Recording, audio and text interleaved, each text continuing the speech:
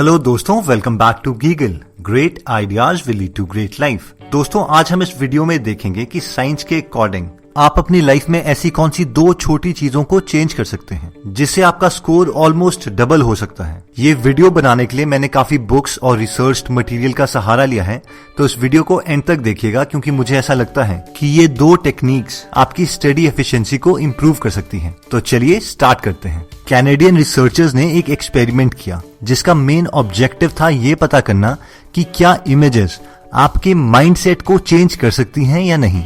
इस स्टडी के लिए रिसर्चर्स एक कॉल सेंटर में गए। उस दिन उस कॉल सेंटर का गोल था लोगों को कॉल करके कन्विंस करना कि वो एक लोकल यूनिवर्सिटी के लिए डोनेशंस दें। इस काम के लिए कॉल सेंटर के सारे एम्प्लॉइज को प्लेन पेपर पे सेम स्क्रिप्ट दी गई थी जिसे पढ़ के ही उन्हें कॉलर्स को डोनेशन देने के लिए कन्विंस करना था। रिसर्चर्स ने कॉल सेंटर के एम्प्लॉइज को दो ग्रुप में डिवाइड किया। पहले ग्रुप को वो स्क्रिप्ट एक प्लेन पेपर में दी गई और दूसरे ग्रुप को वो ही स्क्रिप्ट एक बैकग्राउंड इमेज के साथ दी गई और उस बैकग्राउंड इमेज में एक रनर रेस जीत रहा था। 3 घंटे के शिफ्ट खत्म होने के बाद जब दोनों ग्रुप्स का अमाउंट टोटल किया गया तो पता चला कि ग्रुप ए, जिसको स्क्रिप्ट ब्लैंक पेपर पे दी गई थी, वो टोटल $217 डोनर से कलेक्ट कर पाए, जबकि ग्रुप बी, जिन्हें स्क्रिप्ट एक बैकग्राउंड इमेज के साथ दी गई थी, वो इस अमाउंट का ऑलमोस्ट 1.5 टाइम्स $349 कलेक्ट कर पाए थे। और ये सब हुआ था सिर्फ एक बैकग्राउंड इमेज चेंज करने पे।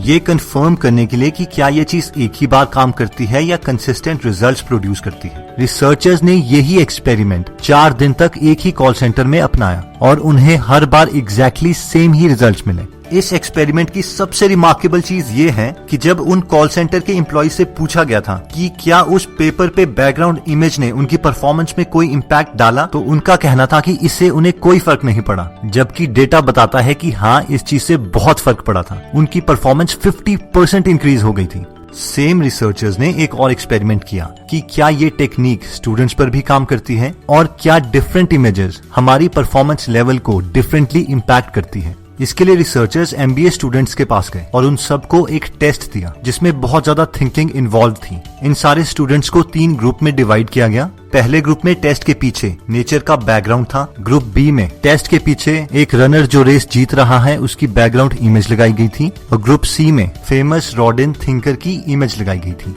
बाद में जब टेस्ट खत्म हुआ तो ये देखा गया कि उन तीनों ग्रुप ने ऑन एन एवरेज कितने क्वेश्चन सॉल्व करे थे। नेचर सीन वाले स्टूडेंट्स ने ऑन एन एवरेज 6.6 स्कोर किया था। रनर सीन, जो कि पिछले एक्सपेरिमेंट में बहुत ज्यादा इफेक्टिव रहा था, बहुत ही कम इंप्रूवमेंट के साथ 7.1 स्कोर किया गया। और रॉडिन थिंकर की इमेज वाले स्टूडेंट्स ने एक्स्ट्रा ऑर्डिनरी रिजल्ट 9.3 स्कोर किया। इससे एक चीज क्लियर है, 1, हमारा माइंड अनकॉन्शियसली हमारे एनवायरनमेंट से अफेक्ट होता है और हमारी परफॉर्मेंस ड्रास्टिकली इंप्रूव या डिक्लाइन करती है। 2, टाइप ऑफ इमेज भी हमारे माइंड को अफेक्ट करती है। अगर हमें कोई थिंकिंग वाला टास्क करना है तो हमें इमेज उसी के अकॉर्डिंग लगानी पड़ेगी। अगर हमें कोई एनर्जी वाला टास्क करना है तो इमेज उसके अकॉर्डिंग होगी। तो अब सवाल ये आता है कि हम इमेज कहाँ पे लगाएं। हर जगह जहाँ पे आपको अपॉर्चुनिटी मिलती है, आपके सेल फोन्स पे, लैपटॉप में, डेस्कटॉप कंप्यूटर पे या फिर इवन स्टडी रूम्स में। ये जानते हुए कितनी छोटी सी चीज अगर हमारी परफॉर्मेंस को 20-30% तक इम्प्रूव कर सकती है तो उसे ऑप्ट ना करना अपने आप में एक बेवकूफी है।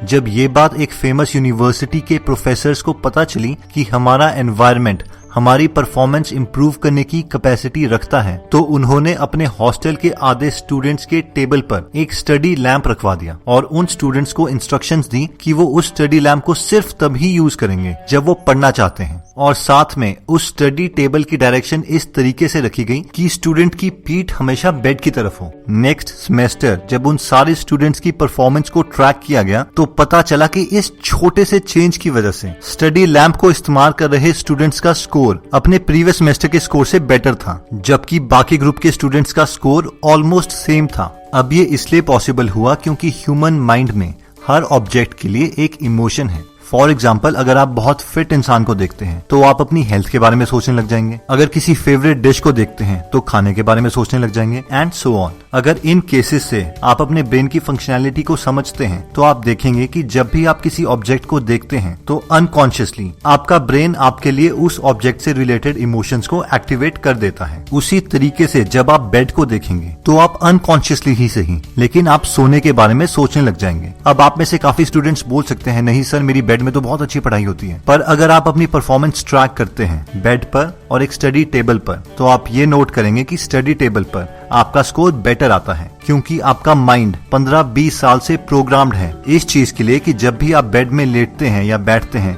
तो आप सोने वाले हैं, और वो इमोशन आपका हमेशा एक्टिवेट हो जाएगा। तो हमेशा कोशिश कीजिए कि आप स्टडी टेबल पर स्टडी लैंप ऑन कर बैठें और बाकी सारी लाइट्स ऑफ कर, ताकि बाकी सारे इमोशंस आपके ब्रेन में डीएक्टिवेट हो जाएं और सिर्फ आपको बुक्स दिखाई दें और उन्हीं से रिलेटेड इमोशंस एक्टिवेट हों। और उससे भी बेटर आप लाइब्रेरी जा सकते हैं, जो कि आपके स्टडी करियर के लिए बहुत अच्छी इन्वेस्टमेंट भी है।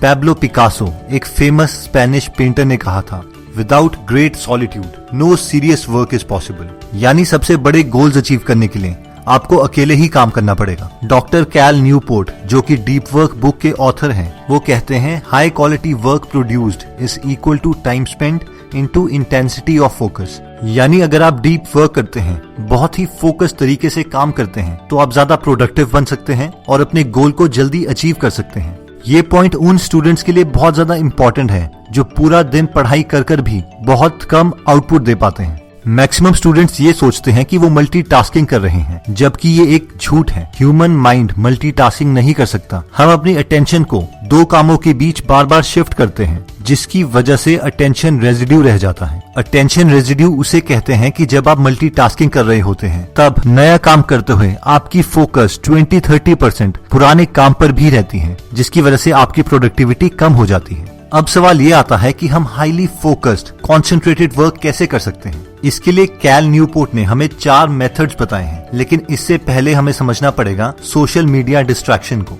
टॉप सोशल वेबसाइट्स में दुनिया के स्मार्टेस्ट लोग काम करते हैं, और इन सब का सिर्फ एक ही मकसद है, आपको अपनी वेबसाइट्स पे ज्यादा से ज्यादा देर तक रखना। और आजकल ये अपने एल्गोरिदम्स में आर्टिफिशियल इंटेलिजेंस भी यूज कर रहे हैं, जो आपके लाइक्स शेयर्स की हिस्ट्री को डिटेक्ट करके आपको नेक्स्ट पोस्ट फीड वही दिखाएगा जिसमें आप सबसे ज्यादा इंटरेस्टेड होंगे। तो अगर आप सोचते हैं कि आप में इतनी ज्यादा विल पावर है कि आप इन डिस्ट्रैक्शंस को ओवरकम कर सकते हैं, तो आप गलत हैं और आप हमेशा शैलो वर्क ही करते रहेंगे, ना कि डीप वर्क। तो अगर आप भी फोकस्ड और कॉन्सेंट्रेटेड वर्क करना चाहते हैं, तो सबसे पहला तरीका आता है मोनेस्टिक अप्रोच, यानी सन्यासी की तरह अपनी हर चीज को त्याग देना जब तक आपको आपका गोल नहीं मिलता, चाहे वो सोशल वेबसाइट हो या फिर फ्रेंड्स। इस फेमस टेक्निक को यूज करके बहुत सारे लोग अपने गोल्स को अचीव कर चुके हैं, जैसे कि J.K. राउलिंग जब 2007 में हैरी पॉटर की फाइनल बुक लिखने जा रही थी, तो उन्होंने पूरी की पूरी बुक एक होटल में अपने फ्रेंड्स फैमिली मेंबर से दूर जाके लिखी। वो कहती हैं कि बच्चों का चिल्लाना, टेलीविजन, कुत्तों का भौंकना,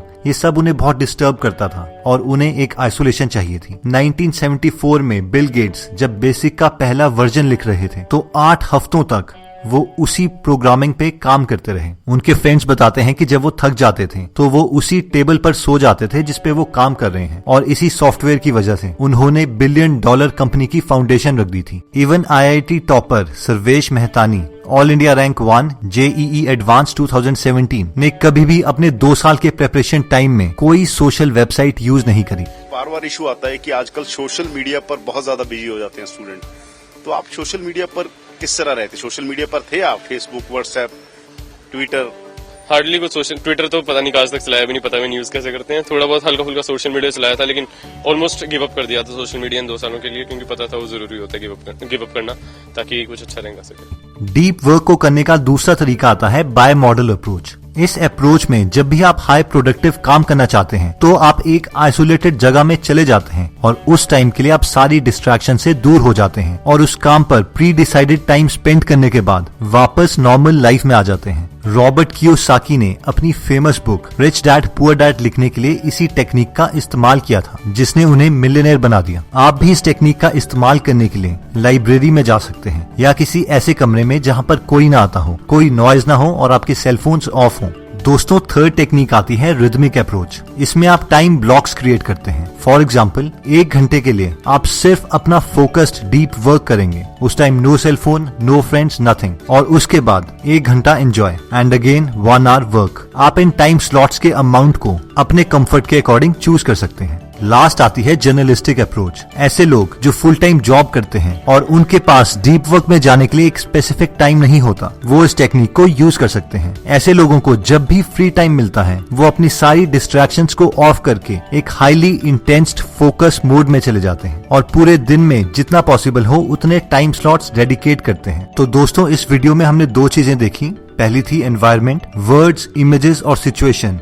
ये आपका एनवायरनमेंट क्रिएट करती हैं और आप अपने एनवायरनमेंट को थोड़ा सा ट्वीक करके अपनी परफॉर्मेंस 20-30% तक इंक्रीज कर सकते हैं। नेक्स्ट आता है डीप वर्क, जिसमें हमने 4 मेथड्स डिस्कस करे थे: monastic approach, bimodal approach, rhythmic approach और जर्नलिस्टिक अप्रोच। जब भी आप काम कर रहे हैं उस टाइम सारी डिस्ट्रैक्शंस ऑफ होनी चाहिए। दोस्तों, वैसे तो ये दो बहुत कॉमन चीजें हैं जो हमें बचपन से बताई जाती हैं, लेकिन मुझे लगता है कि मैंने आपको इतने स्ट्रॉन्ग रीजंस दे दिए हैं कि आप इन दो कॉन्सेप्ट्स को सीरियसली देखेंगे और इसे अपने लाइफ में इंप्लीमेंट करेंगे। दोस्तों, कमेंट सेक्शन में आप बता सकते हैं कि आप नेक्स्ट वीडियो किस टॉपिक पर चाहते हैं, ताकि हमें भी फीडबैक मिले और उसी टॉपिक्स को हम कवर करें। इस चैनल को जरूर सब्सक्राइब कर लीजिए और बेल का बटन दबा दीजिए ताकि आप ऐसी नॉलेजेबल वीडियोस कभी मिस ना करें। और इस वीडियो को लाइक जरूर कीजिएगा ताकि हमारा कॉन्फिडेंस बढ़े। दोस्तों, कुछ टेक्निकल डिफिकल्टीज की वजह से हमें ऐप की लॉन्च डेट थोड़ी पोस्टपोन करनी पड़ी, तो कृपया पेशेंस बना के रखिएगा, क्योंकि हम आपके गीगल की ऐप जल्दी ही लॉन्च कर देंगे।